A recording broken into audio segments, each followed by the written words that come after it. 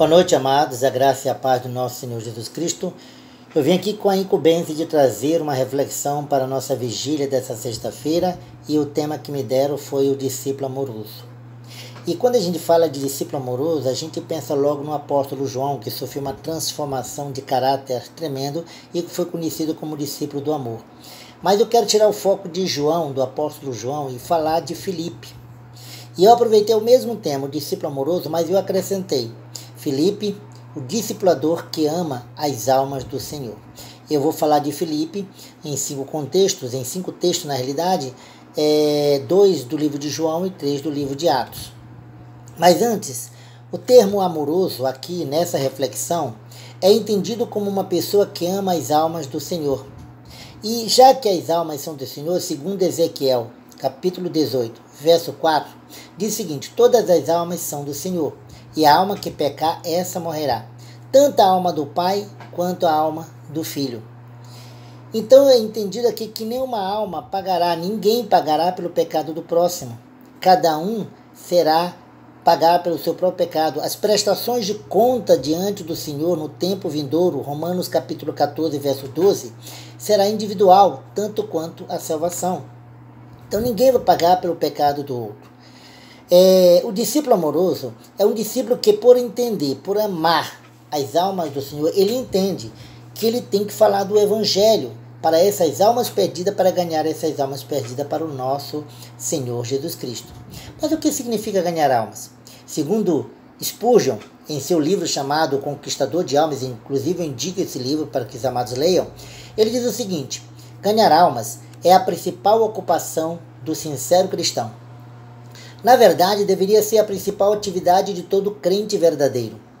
Eu desejaria, disse ele, antes levar um só pecador a Jesus, do que desvendar todos os mistérios da palavra de Deus, pois a salvação é aquilo pelo que devemos viver. Disse Spurgeon que a missão maior de todo crente, após entender quem o chamou para a obra, é ganhar almas. E o que significa ganhar almas? Eu entendo que ganhar almas é amar a obra do nosso Senhor Jesus Cristo. Nós vamos ver a vida de Filipe dentro dessa obra.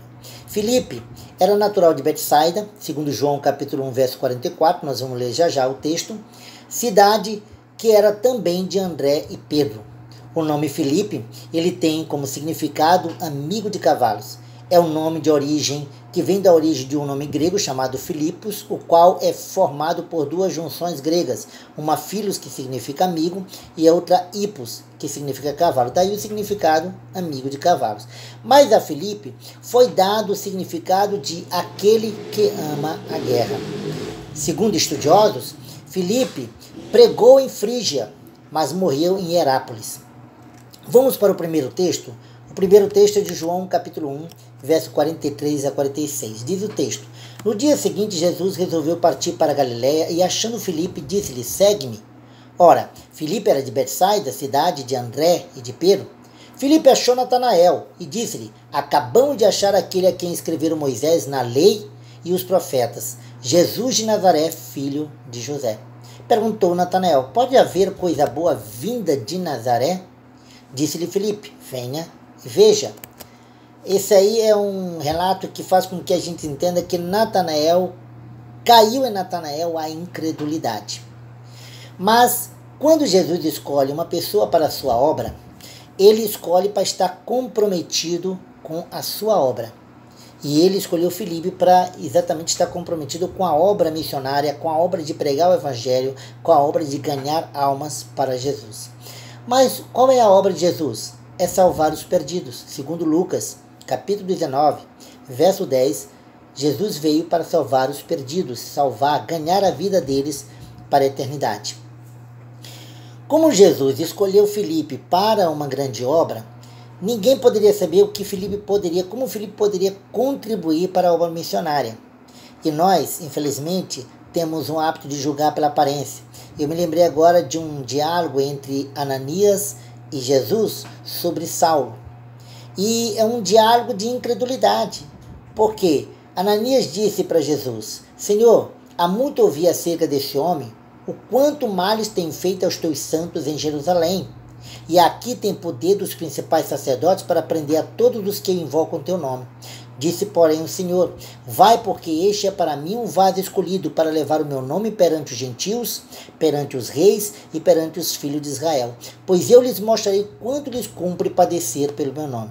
A pessoa chamada, escolhida por Jesus para a obra missionária, para a pregação do Evangelho, para o avanço do reino de Deus ser ganho para Cristo, exige muito trabalho, exige também sofrimento. Saulo era um perseguidor, passou agora a ser perseguido, mas fez um tremendo, maravilhoso trabalho, plantou muitas igrejas e ganhou muitas almas. Voltando para Filipe, ele, depois que entende que foi chamado para essa obra, Jesus o encontrou a caminho de Galiléia e o chamou para a obra. Ele, entendendo do seu chamado, ele resolve ganhar a primeira alma. E essa primeira alma foi exatamente Natanael. Diz o verso 45 o seguinte: achamos aquele a respeito de que Moisés escreveu no livro da lei e sobre quem os profetas também escreveram. Este é Jesus, filho de José, da cidade de Nazaré. Interessante, né? E Natanael diz assim: mas será que pode vir alguma coisa boa de Jerusalém? Aí Filipe dá-lhe a resposta: vem e veja. É aquela coisa, a incredulidade nos faz crer, ver para crer na realidade. Foi o que aconteceu com Tomé. Tomé, quando Jesus Cristo apareceu aos 11 discípulos, e simplesmente os discípulos relataram para ele da aparição de Jesus, ele não acreditou. Ele disse o seguinte: que só acreditaria se tocasse na lateral de Jesus, visse os ferimentos que ele recebeu quando crucificado. Em João capítulo 20, verso 27, diz assim: depois disse a Tomé: chega aqui ao teu dedo e vê as minhas mãos, chega a tua mão e mete-a ao meu lado, e não mais seja incrédulo, mas seja crente. Interessante. Jesus, em João capítulo 6, verso 42, quando ele estava falando que ele é o pão da vida, que ele desceu do céu, o povo daquela comunidade, naquele contexto, disseram assim: não é Jesus o filho de José, cujo pai e mãe nós conhecemos? Como, pois, diz agora desci do céu? Jesus havia dito em João capítulo 6, verso 38, eu desci do céu, não para fazer a minha vontade, mas a vontade daquele que me enviou. A incredulidade existia naquela época, a incredulidade existe também na época atual. Quantas vezes falamos de Jesus, pregamos o Evangelho, tentamos ganhar almas para Cristo e as pessoas duvidam de que esse Jesus existe, de que esse Jesus voltará? Muitas são as pessoas até que depois de ganhar se afastam do Evangelho. O trabalho de Filipe com relação a ganhar a alma de Natanael não foi em vão. Natanael foi ganho para Jesus e Natanael apareceu exatamente depois que Jesus ressuscitou e apareceu lá na praia, junto dos discípulos que estavam pescando. Em João capítulo 21, verso 2, tem a prova exatamente de que Natanael foi uma alma ganha para Cristo. O trabalho de Filipe na vida de Natanael não foi um trabalho em vão. A segunda passagem é João capítulo 12, verso 20 a 22. Eu quero dar uma lida aqui no texto, porque é interessante que os amados vejam o que está escrito. João capítulo 20, verso 22 nos diz o seguinte: ora, entre os que tinham subido a adorar a festa, havia alguns gregos. Estes, pois, dirigiram-se a Filipe, que era de Betsaida, da Galiléia, e rogaram, dizendo: Senhor, queríamos ver Jesus. Filipe foi dizê-lo a André, e então André e Filipe foram dizê-lo a Jesus. O contexto desta passagem o contexto anterior é da entrada de Jesus em Jerusalém montado no burrinho, né? Colocaram várias plantas, ramos, para Jesus caminhar para entrar na cidade de Jerusalém. Nos versículos 17 e 18, com aquela multidão por causa da entrada de Jesus em Jerusalém, algumas pessoas vieram para perto de Jesus para conhecê-lo melhor. E entre estes está registrado no versículo 20, os gregos vieram conhecer Jesus. E quem é que está envolvido junto com os gregos para levar esses gregos até Jesus? Filipe, o discipulador, o que ama as almas do Senhor. Filipe estaria envolvido também no trabalho de levar pessoas, de todas as pessoas que quisessem conhecer Jesus. E aqui está, nesse texto, os gregos. Nós vamos agora para a terceira passagem, que é Atos capítulo 6, do verso 3 ao verso 5. Diz assim: escolhei, pois, irmãos, dentre vós, 7 homens de boa reputação, cheios do Espírito Santo e de sabedoria, aos quais encarreguemos deste serviço. Mas nós perseveraremos na oração e no ministério da palavra. O parecer agradou todos e elegeram a Estevão, homem cheio de fé e do Espírito Santo, Filipe, Prócoro, Nicanor, Timão, Pármenas e Nicolau, prosélito de Antioquia. Foram escolhidos 7 homens para resolver um problema de contenda que estava havendo entre os helenistas e os gregos por causa dos hebreus, por causa das viúvas.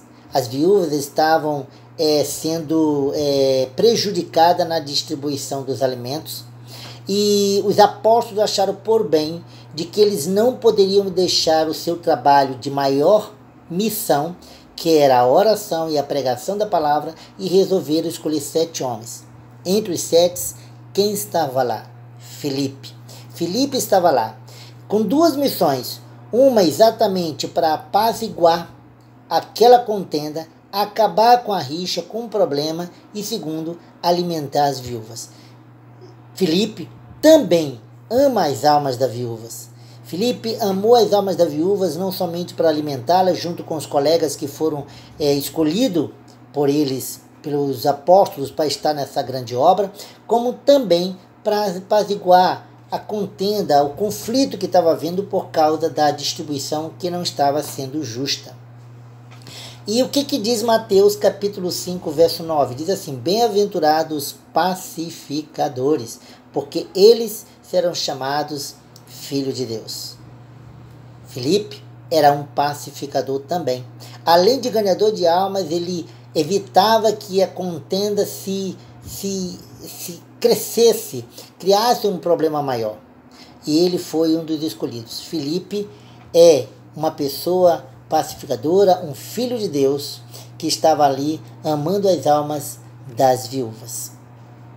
O quarto texto, nós estamos exatamente com Atos capítulo 8, verso 1 ao verso 4, e aqui eu quero exatamente ler exatamente esses textos para que a gente possa entender o contexto do que eu vou falar. Atos capítulo 8, verso de 1 a 4, diz o seguinte: naquele dia levantou-se grande perseguição contra a igreja que estava em Jerusalém, e todos, exceto os apóstolos, foram dispersos pelas regiões da Judéia e da Samaria. E uns homens piedosos sepultaram Estevão e fizeram um grande pranto sobre ele. Saulo, porém, assolava a igreja, entrando pelas casas e arrastando homens e mulheres, e os entregava à prisão. No verso 4 diz o seguinte: no entanto, os que foram dispersos iam por toda parte anunciando a palavra. E descendo quem? Filipe. Filipe, à cidade de Samaria, pregava a Cristo. As multidões escutavam unânimes as coisas que Filipe dizia, ouvindo e vendo os sinais que operava.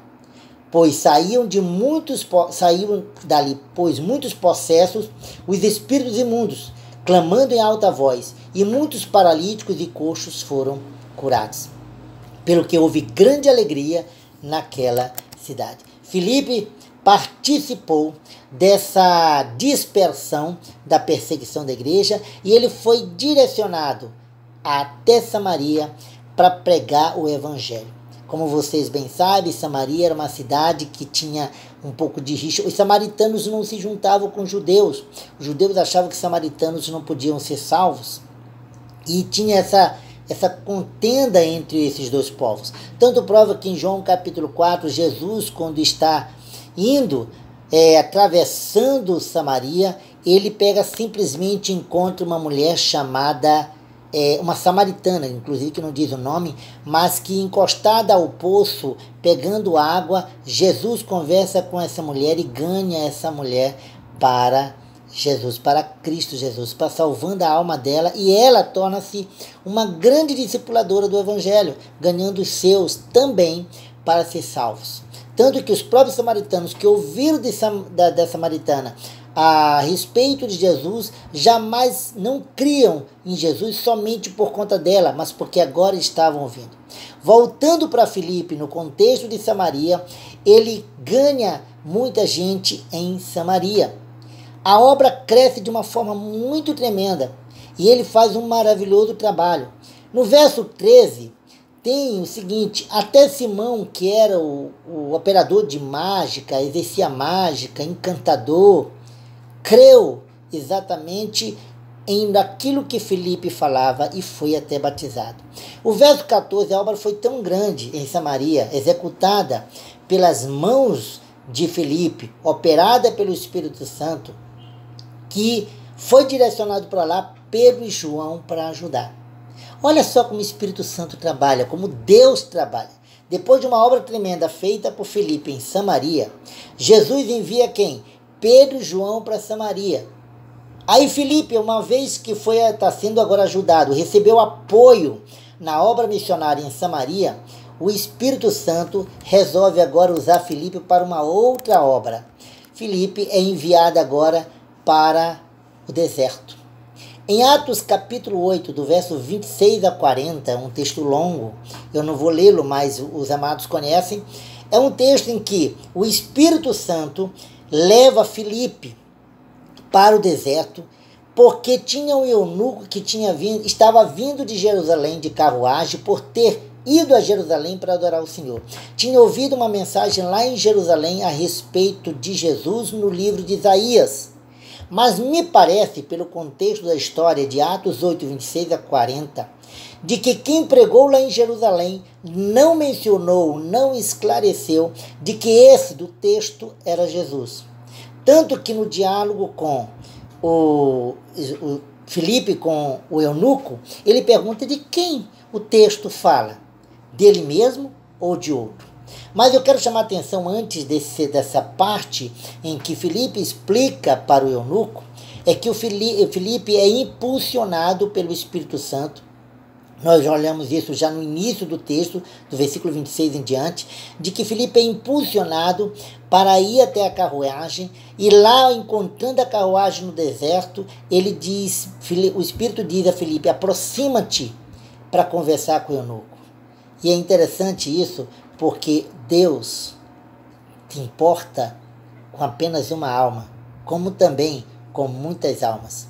Rapidamente, só para vocês entenderem o que eu estou falando, se ele se importou com uma alma aqui no deserto, vinda de Jerusalém, depois de ouvir a mensagem, ele se importou com 120 almas em Nínive, quando ele mandou Jonas ir pregar a Nínive, e Jonas se recusou, mas que depois, na segundo chamado de Jonas, Jonas cumpriu a missão e tinha lá 120.000 almas que não sabia discernir entre a mão direita e a mão esquerda.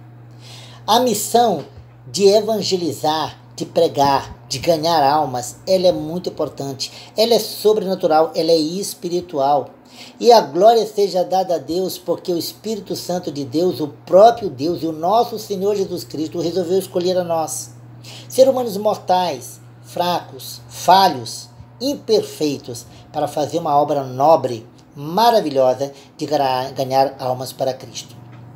Então entendemos o seguinte, que a missão de todo e qualquer cristão, toda e qualquer pessoa chamada por Jesus para a obra missionária, para ser discípulo de Jesus, não é para ficar de braços cruzados.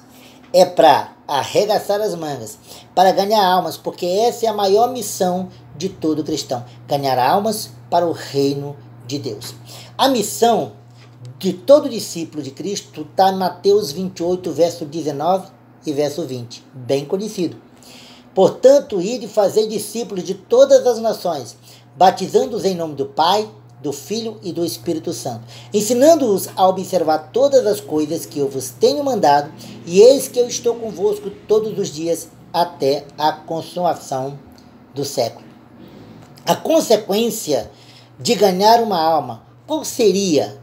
Segundo Tiago, capítulo 5, verso 20, diz assim: sabei que aquele que fizer converter um pecador do erro do seu caminho, salvará da morte uma alma, a alma conquistada, e cobrirá uma multidão de pecados. Que maravilha!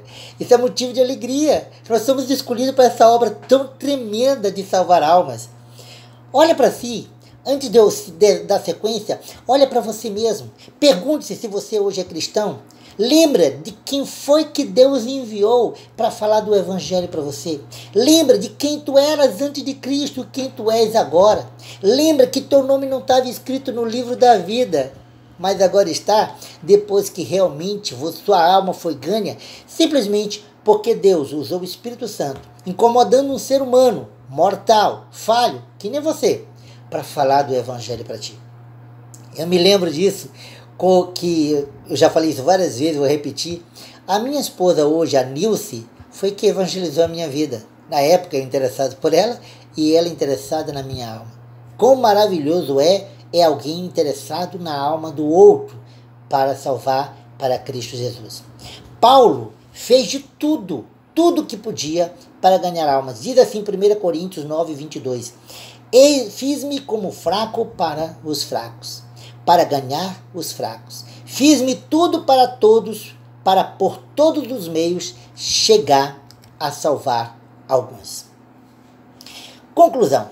Quero concluir esse texto fazendo aqui apenas um resumo rapidinho, com algumas perguntas. O que significa ganhar alma? Eu disse que ganhar alma é amar a obra de Jesus Cristo. E se a obra de Jesus Cristo é salvar a vida dos perdidos, então ganhar alma é amar Jesus Cristo. Certo? Então, olha só. Se amar a obra de Jesus é ganhar alma, e a obra de Jesus é salvar a vida dos perdidos, logo, ganhar alma é a mesma coisa que amar Jesus Cristo. Por que será? Para responder essa pergunta, pergunte-se: quanto vale uma alma? Quanto vale a tua alma? Olha a pergunta de Marcos, capítulo 8, verso 36 e 37. Pois que aproveita o homem ganhar o mundo inteiro e perder a sua vida? Ou que daria o homem em troca da sua vida? Filipe fez como Deus, não fez acepção de pessoas. Ele ganhou a vida de Natanael. Ele ganhou a vida ajudando para zelar pelas almas das viúvas. Ele zelou para ganhar as almas dos gregos. Ele zelou para ganhar as almas dos samaritanos. Ele zelou para ganhar a alma do eunuco. Ele não fez acepção de pessoas, segundo Romanos capítulo 2, verso 11, que diz: pois para com Deus não há acepção de pessoas, tanto para julgamento do pecado, quanto para salvação de alma. Quem era Saulo? Não era perseguidor? Paulo se tornou Paulo, um ganhador de almas. A última pergunta para a conclusão: você ama Jesus Cristo? Pare e reflita. Você ama Jesus Cristo? Se você ama Jesus Cristo, sua resposta é em sim, então ame as almas que existem no mundo, porque todas as almas são do Senhor. Evangelize, se preocupa, abre a boca, vá até aquele que precisa ser também filho de Deus, como hoje tu és. Que Deus te abençoe, em nome de Jesus.